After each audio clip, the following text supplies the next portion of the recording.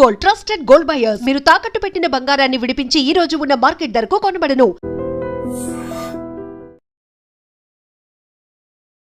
నమస్తే, నేను Kavitha. Welcome to I dream. యూఎస్కి వెళ్ళేటువంటి స్టూడెంట్స్ నెంబర్ ఈసారి చాలా తగ్గిపోయింది అనేటువంటి వార్తలు వినిపిస్తున్నాయి. గతంతో పోలిస్తే కేవలం 30% స్టూడెంట్స్ మాత్రమే యూఎస్కి వెళ్ళారా అంటే నిజమే అనేటువంటి లెక్కలు కూడా చెప్తున్నాయి. యాక్చువల్గా వీసాకి సంబంధించి రీఫార్మ్స్ ఏమైనా జరిగాయా? స్టూడెంట్స్కి సంబంధించి ఒక భరోసా గురించి యూఎస్లో ఏం జరుగుతోంది, యూనివర్సిటీలు ఏం చెప్తున్నాయి, ఇమ్మిగ్రేషన్లో ఎలాంటి రూల్స్ మనం ఫాలో అవ్వాల్సినటువంటి అవసరం ఉంది. మనతో పాటుగా ఉన్నారు పృథ్వీరాజ్ గారు, advocate and immigration attorney. Hello అండి, నమస్తే. సో యుఎస్ అనగానే మనకు ప్రతిసారి ఆగస్టులో ఎక్కే ఫ్లైట్స్ అన్ని చాలా ఫుల్ అయి ఉంటాయి, చాలా టైట్ జామ్ ప్యాక్డ్ ఉంటాయి, వచ్చేటప్పుడు మాత్రం ఖాళీగా ఉంటాయి అనేది. బట్ ఈసారి ఎయిర్పోర్ట్లు కూడా అంత హడావిడి లేదు. గతంతో పోలిస్తే చాలా చాలా తక్కువ నెంబర్ కనిపిస్తున్నారు. పేరెంట్స్లో భయం ఉంది, స్టూడెంట్స్ కూడా వెనకడుగేస్తున్నారు. ఇదంతా నిజమేనా? అయినా కానీ ఇంకా వీసా ప్రాసెసింగ్లో రిఫార్మ్స్ వచ్చాయి అనేటువంటి మాట, ఏది నిజం ఇందులో? కవిత గారు, I must not make the topic in political way, but small political touch ni cheppesi then I will continue manti. Previous Trump వచ్చిన కొత్తలో కూడా ఇట్లాగే స్టూడెంట్స్ అవుట్గో తగ్గిందండి. అప్పుడు కూడా అంత మరీ 70% పడిపోలేదు, కానీ 30%, 40% పడిపోయింది. ఈసారి మరీ 70% పడిపోవడం జరిగింది. తర్వాత బైడెన్ గవర్నమెంట్, ప్రీవియస్ గవర్నమెంట్ కన్నా ట్రంపే కరెక్ట్, ట్రంప్ బాగా లిబరల్గా ఉన్నాడు అని చెప్పి లెటర్ ఆఫ్లో, అంటే తన ఫస్ట్ సెకండ్ ఇయర్ కన్నా third fourth year they appreciated Trump very much by telling that he is friendly to India. ఇప్పుడు ఏమైపోతుందంటే ఈ పొలిటికల్ రీజన్స్ కొంచెం ఇంపాక్ట్ అపాన్ ద మీడియా ఉండటం. అంటే కొత్తగా గవర్నమెంట్ వచ్చింది, తను వచ్చి కూడా డిసెంబర్ ఆ టైంలో వచ్చాడు. కొత్తగా వచ్చేసరికి అదే టైంలో మన స్టూడెంట్ రష్ స్టార్ట్ అవటం, వీళ్ళు వెళ్ళటం, మన అక్కడికి 2025 బ్యాచెస్ అక్కడికి వెళ్ళటం. ఈ లోపల తను తీసుకునేటువంటి కొన్ని నిర్ణయాలు, లా అన్నది ఒకటే ఒక స్టాటిక్గా ఉంటుందండి. Law will not B change. He has not taken any new law as such.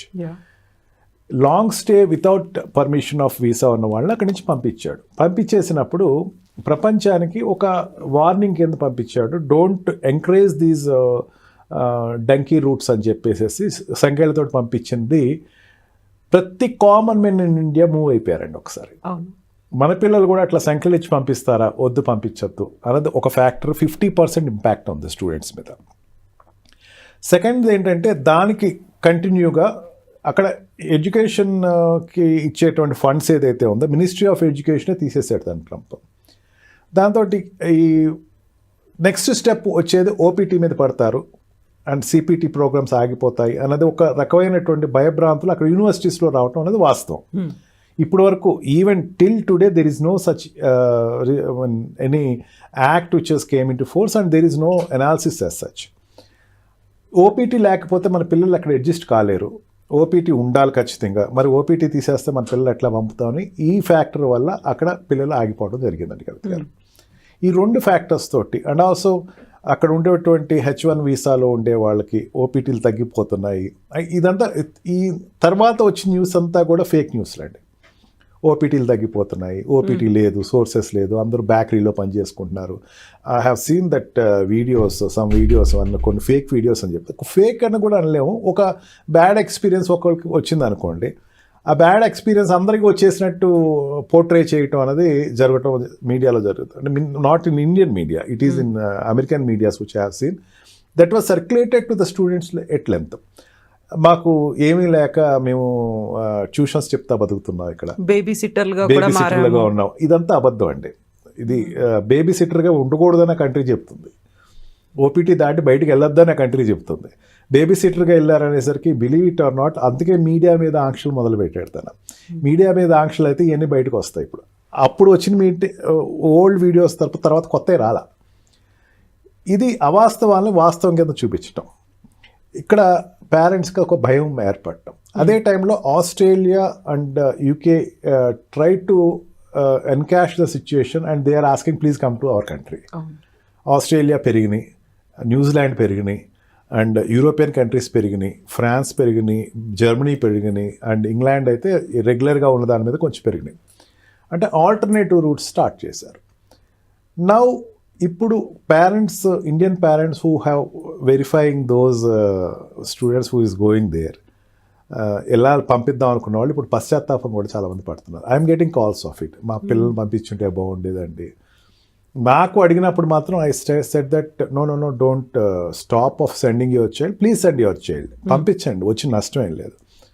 నేను దేన్ని నమ్మానంటే ఏ యూనివర్సిటీ అయినా సరే ఇక్కడ ఇండియన్ స్టూడెంట్ అక్కడ తీసుకునేటప్పుడు వాళ్ళకి ఎక్కువ రెవెన్యూ వస్తుంది. అన్లెస్ అండ్ అంటే వాళ్ళకి పెద్ద పెద్ద యూనివర్సిటీస్లో వాళ్ళకి ర్యాంక్ ద్వారా వెళ్ళిన వాళ్ళు కానీ, లేకపోతే కొన్ని సెక్టర్స్లో వెళ్ళాలి. మిగతా వాళ్ళందరూ కూడా అక్కడ ఫీజు కట్టి జాయిన్ అవ్వాలి, హెవీ ఫీజెస్ కట్టి జాయిన్ అవుతారు. దగ్గర దగ్గర 40 to 50 lakhs వాళ్ళు ఇన్వెస్ట్ చేస్తారు. కాబట్టి యూనివర్సిటీస్కి అది ఆదాయం పెరుగుతుంది. ఇండియన్ యూనివర్సిటీస్ కంపేర్ చేసుకుందాం. ఇండియన్ యూనివర్సిటీస్లో ఈ పేమెంట్ సీట్స్ ఎవరైనా ఆపేస్తారా? పెద్ద ఉద్యమం జరిగింది ఈ మధ్యనే, పేమెంట్ సీట్లు తగ్గించమంటేనే గొడవ పెట్టారు. అట్లా యూఎస్లో కూడా పేమెంట్ సీట్స్ ఆపరు. ఇండియా నుంచి పేమెంట్స్ ఎక్కువ వస్తాయి కాబట్టి ఆ యూనివర్సిటీస్ ఎట్టి పరిస్థితుల్లోనూ బిజినెస్ కోల్పోదు. అతిపెద్ద ఆదాయ వనరును ఎలా పోగొట్టుకోదు కదా. Even one of the interview given by Trump also he has categorically stated that పెద్ద వనరులు మేము ఎప్పుడు ఆపము, స్టూడెంట్స్ నుంచి మా యూనివర్సిటీస్ వనరులు ఎక్కువ వస్తున్నాయి, దానిని ఎప్పుడు నేను చెక్ పాయింట్ పెట్టను, నేనేమంటున్నానంటే కొంచెం జాగ్రత్తగా ఉండమని చెప్తున్నానని తన ఒక ఇంటర్వ్యూలో చాలా క్లియర్గా చెప్పాడు. అందుకని మీకేం ప్రాబ్లం లేదు, పంపించండి అయితే మాత్రం చెప్పాను. స్టిల్ ఆ ఫియర్ అన్నది it will carry on for 1 year. ఇంకా నెక్స్ట్ ఇయర్ 2026 అయితే అది కొంచెం రిమూవ్ అవుతుంది, ఎక్కువ స్టూడెంట్స్ వెళ్తారని అనుకుంటున్నాను. కాకపోతే వాళ్ళకి ఒక లాస్ అయితే అయింది కదా, 1 year లాస్ అయితే ఉంటుంది. Yes true. ఒకటమ్మా లాస్ అంటే ఏంటంటే బీటెక్ నుంచి ఎంఎస్కి వెళ్ళే స్టూడెంట్స్ తీసుకుందాం. మనకి ఎక్కువ వెళ్ళేది ఎంఎస్ స్టూడెంట్స్ వెళ్తారు. బీటెక్ స్టూడెంట్స్ కొంచెం తక్కువే ఉంటారు, అంటే డైరెక్ట్గా డిగ్రీకి వెళ్ళేవాళ్ళు. ఎంఎస్కి వెళ్ళేవాళ్ళు ఇమీడియట్గా బీటెక్ అయిపోయిన తర్వాత వెళ్ళేవాళ్ళు ఉంటారు, బ్రేక్ తీసుకుని వెళ్ళేవాళ్ళు ఉంటారు, వేరే కోర్సెస్ చేసి వెళ్ళేవాళ్ళు ఉంటారు, జాబ్లో జాయిన్ అయ్యి వెళ్ళేవాళ్ళు ఉంటారు. Doing MS is not immediately happen after degree. Degree అయిపోయిన వెంటనే నేను ఎంఎస్లో జాయిన్ అయిపోవాలి అనేది ఉండదు, కొంచెం లేట్గా వెళ్ళేవాళ్ళు ఉంటారు. అందుకని ఈ 1 year లేకపోయినా నెక్స్ట్ ఇయర్ అయినా సరే they will go with their criterias అమ్మ. But still and H1B visa lottery system తీసేస్తారన్న దాని మీద కొంచెం ఇంపాక్ట్ ఉంది. And different factors students getting little low in going there. ఇప్పుడు వీసాలో రిఫార్మ్స్ అనేవి వచ్చిన తర్వాత కొత్తగా ఆపర్చునిటీస్ ఇండియన్ స్టూడెంట్స్కి ఏమైనా కనిపించారా? నేను వెరిఫై చేసిన దాని ప్రకారం అమ్మ, H1B వీసాలో ఇచ్చిన reforms advantage to the Indian students. Okay, అంటే H1B వీసా రిఫార్మ్స్లో లాటరీ సిస్టమ్ తీసేయాలనే దాని మీద ఎకనామికల్గా శాలరీ బేస్డ్ మీద తీసుకున్న ఒక సిస్టమ్ తీసుకున్నాడు తను. Highest pay will get H1B visa, lowest pay will not get H1B visa.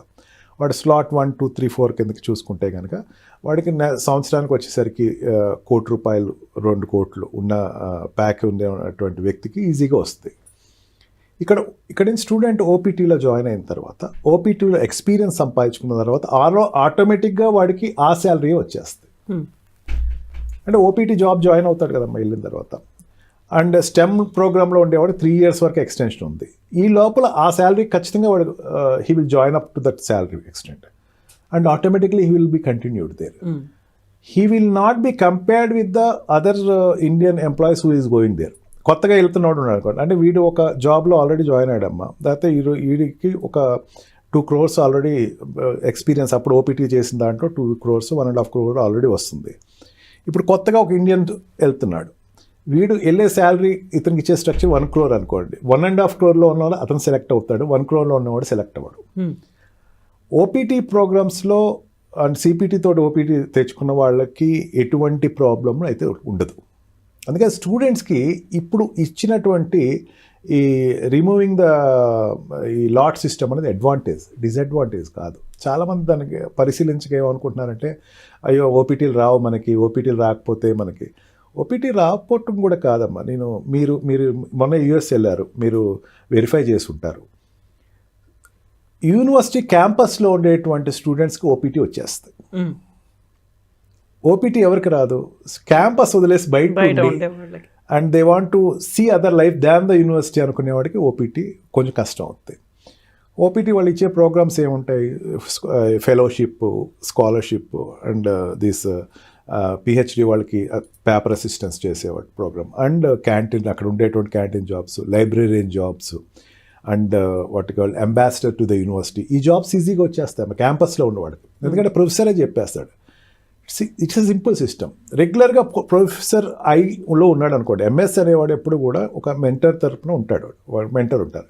Mentor రెగ్యులర్గా ఇంటరాక్ట్ అయినవాడు, పాప పిల్లోడు యూఎస్ ఇండియా నుంచి వచ్చాడు, we have to provide some job అని అతనే రికమెండ్ చేసేస్తాడు. రికమెండేషన్ పవర్ ప్రొఫెసర్స్ చేతిలో ఎక్కువ ఉంటుంది. That's why they will give the OPT programme jobs. That is not. బయటికి వెళ్ళిన వాడికి ఈ ప్రాబ్లం వస్తుందమ్మా. మా పిల్లోడు బయటే ఉండాలి, అవుట్ జాబ్స్ చేయాలంటే నేను I'm silent of it. I always recommend, repeatedly recommending, telling again and again, tell to your children, బయటికి ఉంచద్దు, క్యాంపస్లోనే ఉంచండి. అక్కడ ఉంటే చాలా ఆర్ట్స్ నేర్చుకోవచ్చు అమ్మా, ఫుట్బాల్ నేర్చుకోవచ్చు, అమెరికన్ రగ్బీ నేర్చుకోవచ్చు, అండ్ అమెరికన్ బాస్కెట్బాల్ నేర్చుకోవచ్చు, పెయింటింగ్ నేర్చుకోవచ్చు, అనేక స్కిల్స్ నేర్చుకోవచ్చు. ఇక్కడ మీరు మర్చిపోయి ఉంటారేమో అయ్యని, నేను అక్కడికి వెళ్ళి మీరు నేర్చుకోవచ్చు, సంగీతం నేర్చుకోవచ్చు. You can enjoy the university life. I strongly recommend the student as a father, other than as a advocate. మీరు పిల్లల్ని ఖచ్చితంగా యూనివర్సిటీలోనే ఉంచండి. అక్కడ ఉంచి వాళ్ళని గ్రూమప్ చేస్తే ఖచ్చితంగా వాళ్ళకి ఆపర్చునిటీస్ వస్తాయి. నాకు వచ్చిన రిఫరెన్స్ కేసులో ఏ కేసులో కూడా స్టూడెంట్స్ యూనివర్సిటీలో ఉన్న వాళ్ళకి ఓపీటీ రాని వాళ్ళు లేరమ్మా. అందుకే OPT programme is a successful programme. It will not be stopped in future also. కాకపోతే ఈ భయాలు ఉన్నాయి, హెసిటేషన్స్ ఉన్నాయి కాబట్టి ఈసారి ఆ స్టూడెంట్స్ కౌంట్ తగ్గిపోయిందమ్మా. బట్ హోప్స్ అయితే స్టిల్ దేర్. అక్కడ ఏదో ఒక డైర్ సిచ్యువేషన్స్ అట్లాంటివి ఉన్నాయనేది మాత్రం లేదు అక్కడ. Thank you so much. Thank you. And for more videos, Please subscribe to iDream. Please subscribe to iDream. Please subscribe iDream. And please subscribe to iDream. For more videos, subscribe to iDream. please like, share and subscribe to the channel. Congratulations, iDream. Subscribe to iDream. Subscribe to iDream. So subscribe to iDream Media. iDream ki iDream team andarki huge congratulations. Please subscribe iDream Media. Please subscribe to iDream. Subscribe iDream. Please subscribe to iDream. iDream అంటే నా కళల channel subscribe చేసుకున్న నోరు తిరుగుతలేదు, మీరైతే గంట గుర్తు కొట్టండి. For more such videos, please subscribe to iDream. Subscribe to iDream. Please subscribe to iDream. Please subscribe iDream Media. Please do subscribe to iDream. Please subscribe to iDream Media. For best entertainment and information, please subscribe iDream. And don't forget to subscribe to iDream.